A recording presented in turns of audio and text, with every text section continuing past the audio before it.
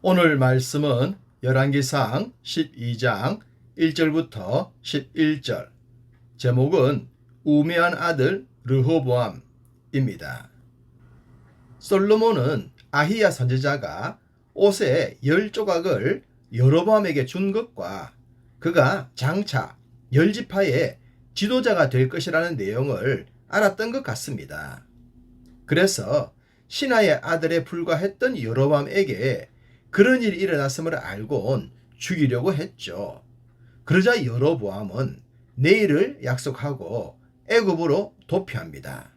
그리고 그 사이에 솔로몬은 죽고 그의 아들 르호보암이 왕위를 잇게 됩니다. 솔로몬이 일편단심의 마음은 잃었지만 전도서를 보면 말년엔 원래의 자리로 돌아왔음을 알게 됩니다. 솔로몬의 죽음으로 백성들의 마음은 복잡했을 것 같습니다. 시원섭섭 그러지 않았을까 싶네요. 어쨌든 건축대왕이라 불릴 솔로몬이 죽자 그의 아들이 왕위를 이었고 백성들은 새로운 기대감으로 충만했습니다. 온 이스라엘이 그를 왕으로 삼고자 했다고 했기 때문입니다. 일찍이 어린 솔로몬은 아버지 다윗의 모습을 보면서 많은 도전과 감명을 받았습니다. 보면서 배우는 거죠. 그렇다면 르호보암도 아버지 솔로몬을 보면서 뭔가 느끼고 도전을 받고 백성들의 마음을 이해했어야 하지 않을까 싶습니다. 그에게 조금의 지혜라도 있었다면 말입니다. 아니, 여기엔 굳이 지혜라는 말을 쓰기보다는 눈치만 있어도 되겠다라는 생각이 듭니다. 그런데 그에겐 지혜도 눈치도 없었다 하겠습니다. 왜냐하면 백성들이 애굽에 도피했던 여로보암을 불러들였기 때문입니다. 여로보암이 등장하는 것은 아히야 선지자의 예언 때문이지만 르호보암이 달랐다면 또 어떻게 전개될지 모릅니다. 하나님은 언제나 회개하고 겸손한 자를 들어 쓰시기 때문입니다. 얼마든지 르호보암도 그럴 수 있었는데 그것을 보여주는 것이 백성들의 부탁이었습니다. 4절, 왕의 아버지가 우리의 멍에를 무겁게 하였으나 왕은 이제 왕의 아버지가 우리에게 시킨 고역과 매운 무거운 멍에를 가볍게 하소서. 그리 하시면 우리가 왕을 섬기겠나이다. 이것은 백성들의 요구사항이기도 했지만 르호보암에겐 선택의 기회를 준 것입니다. 나라가 쪼개지지 않고 원래의 상태를 유지할 수 있는 기회 말입니다. 기회란 주어졌을 때 잡아야 한다고 합니다. 그 기회를 놓치면 후회를 해도 소용이 없죠. 르호보암은 들어야 했던 백성들의 말을 소중히 간직하지 못하고 3일이라는 시간을 갖습니다. 3일.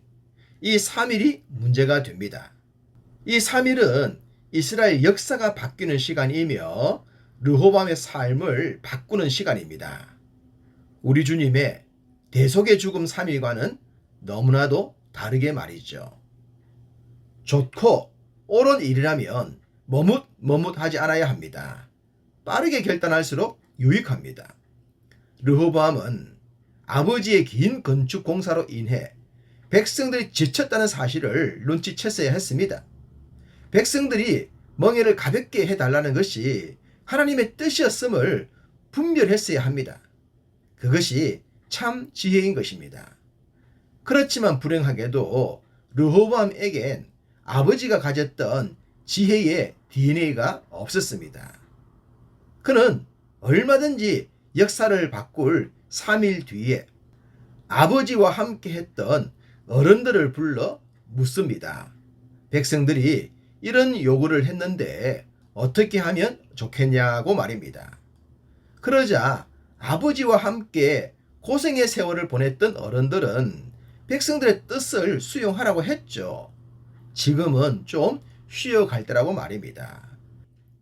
그들의 말을 들어주면 그들이 앞으로 왕에게 더 잘할 것이라고 말입니다. 이렇게 르호보암에겐 또 한 번의 기회가 주어졌습니다.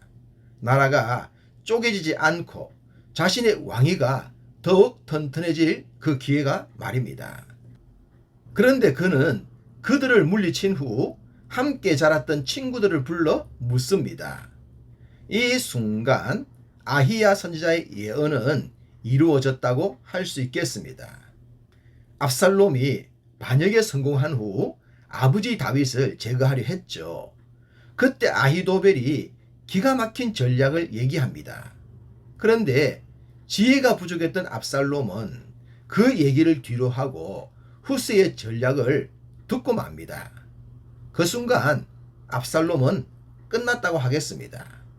동일하게 르호보암이 젊은이들에게 어떻게 하면 좋겠냐 라고 물었던 순간 나라는 이미 둘로 쪼개진 것과 같았고 자신의 왕국도 절단이 나고 말았던 것입니다. 요즘 우리 사회도 노인층과 젊은층 사이에 갈등이 많지 않습니까?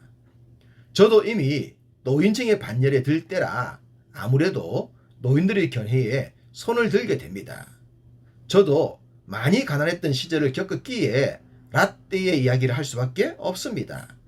그러나 라떼가 언제나 옳은 것은 아니고 젊은이들의 생각이 언제나 틀린 것은 아닙니다. 다만 더 옳은 것을 선택할 지혜가 필요할 뿐입니다. 르호보암과 젊은 친구들의 선택은 옳지 않았습니다. 자신들의 관점에서 볼 때는 어른들의 선택은 구질구질 할 수 있었을 것입니다. 그러나 그 선택의 결과는 어떻습니까? 한마디로 비극입니다. 우리가 늘 염려하고 걱정하는 것이 이것입니다. 지금보다 미래가 더 나빠질까봐 그래서 구질구질해 보여도 어쩔 수 없이 라떼를 이야기하죠. 어쨌든 르호보암은 두 쪽의 이야기를 다 들었으니 이젠 옳은 것을 판단하고 분별해야 했습니다. 그렇지만 그에겐 아버지 솔로몬다운 지혜가 없었다는 것이 문제입니다. 압살롬처럼 말입니다. 우리에게도 필요한 것은 하나님의 지혜입니다. 세상 지혜가 아닌 주님의 지혜를 좇을 때 비극이 아니라 기쁨과 행복이 올 줄로 믿습니다. 우리 모두 이런 지혜자 되기를 간절히 소망합니다.